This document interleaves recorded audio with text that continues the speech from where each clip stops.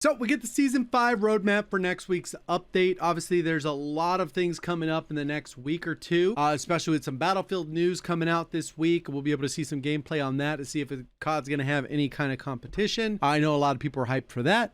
And then we're going to get some new weapons and stuff like that. So multiplayer summary, not a big deal. Then we got the zombie summary, but we focus on Warzone here. So kind of a season 5 overview. It says raise the roof, drop into Verdansk, and take on a multi-step contract to discover the high-tech secrets hiding within Verdansk Stadium. That's kind of interesting that, well, I guess we'll learn a little bit more about that. New limited time mode, buy back your fallen squad mates and fight to the finish in Stadium Resurgence.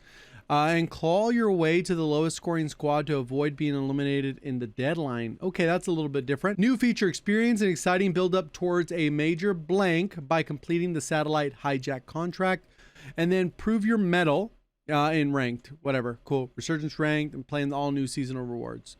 All right, recent intelligence indicates a massive disruption across Verdansk is imminent, as recon teams have confirmed an existence of a clandestine military base hidden within the sealed walls of the National Acropolis Arena. The extent of the threat remains unclear, though a weapon capable of large-scale destruction is expected to unearth within the vicinity. All squads are recommended to assemble and begin exploration preparation of the possible stadium breach. All right, so this is kind of crazy because it basically has nothing to do with the actual base game. And I think this is one of the few major times they've done a distinct difference of what's going to happen in multiplayer or zombies even. And Warzone gets to kind of do its own thing. I have no clue what the hell's going on narratively, but it is cool that that is opening. It is unfortunate that they've taken as long with these updates because it kind of feels like they're kind of holding that carrot on the end of the stick, kind of dragging the player base along until we get to the next game. Like they didn't really have enough content thought out, or they don't want to rock the boat because it's felt a little bit stale. Not necessarily Verdansk the map, but just a lot of the changes that happened. But that's just an aside. New contract satellite hijack. This is the launch window in the first week.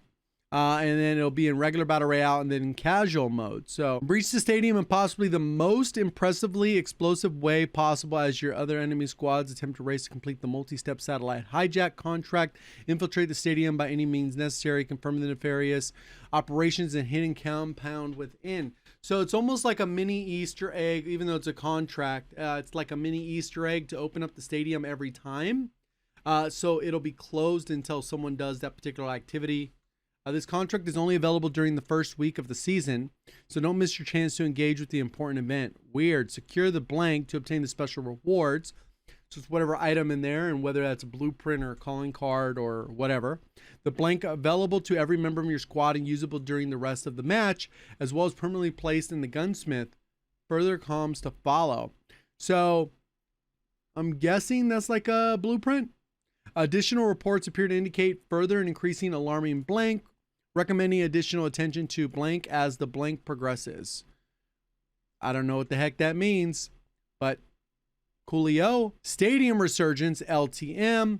I guess people are kind of, get something else besides Rebirth, even though they've made Area 99, Fortune's Keep, Ashika Island, Vondel. Yeah, plenty of maps to pull from. And they just don't want to do it, I guess. I don't know. Should operators visit Verdansk during the second full week of the Season 5, they may find the entry to the stadium is now viable, thanks to some orbital remodeling. So for basically a week, there's going to be this contract that you can continually destroy this or whatever. And then after that, it's just a permanent fixture. You don't need to do no laser contract for that LTM. Along with the unlocking the ground level entrances, allowing full exploration into clandestine compound. With all the recent explosive activity, the action is heating up against stadium and received a focused resurgence battle with 7 circle collapse and a public event. What's actually funny about this is when I got to play Verdansk early back in like November, December, I don't remember exactly when, it was already, we didn't have the laser blown up, but it was already open on the sides and all the entrances. So I wonder if this is something they decided to change or they reworked like what they thought on how to do this part. But that was back in December. So they work on these updates super early. So sometimes I would imagine that it kind of sucks when they do something bad or people aren't going to like, because then inevitably there's not enough time to change it because it takes so long to change anything. I don't know. Normal resurgence rules maintain pressure, seize secure objectives, and gather resources. Every action contributes to squad redeployment, prioritize contracts, eliminate hostiles, and stay mobile to accelerate the return timer. Deadline LTM. This is going to be quads, 100 players, and AI. A deadline looms in the new limited time mode where more than eliminations keep you in the match. Jump in with your squad and amass as many points you can between the circle collapse. Naturally racking up eliminations by dispatching both humans and bot hostile agents is a key method of increasing your point total. But you'll also be rewarded with points by completing contracts, looting supplies, and spending cash. Keep those points flowing. Though there are unlimited respawns for you and your team, as each circle occurs, the lowest score squads are eliminated from the match.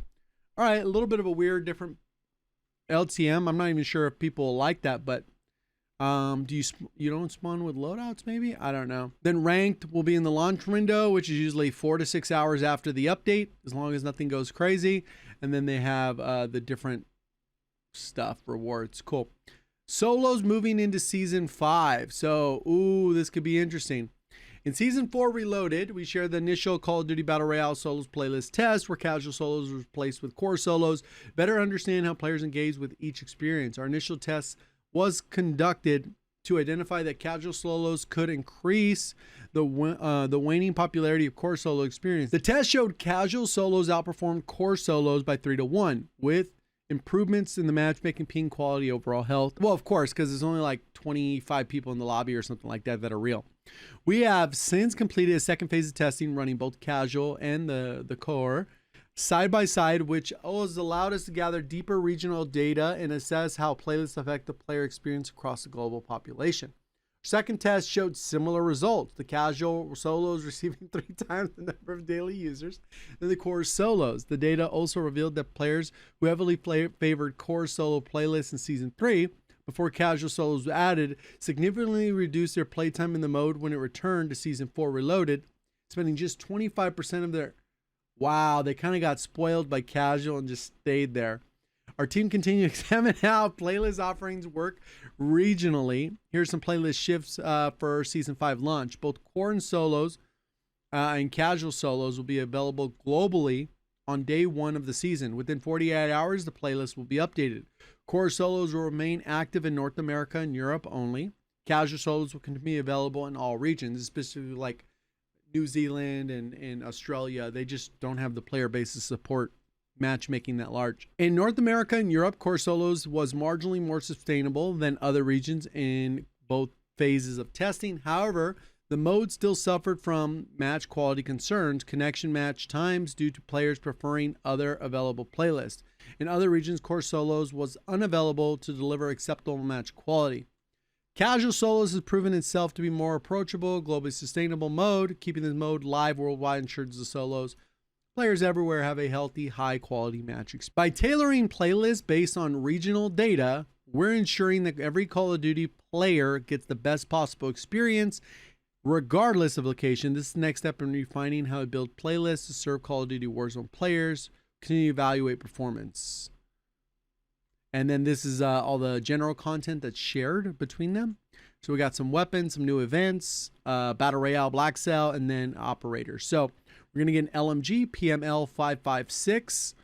All right. And then we're also going to get an ABR, which hopefully isn't broken. This is going to be assault rifle. Hopefully it gets, too bad no conversion. Maybe we'll see. And then the melee weapon, we're going to get some boxing gloves. Okay.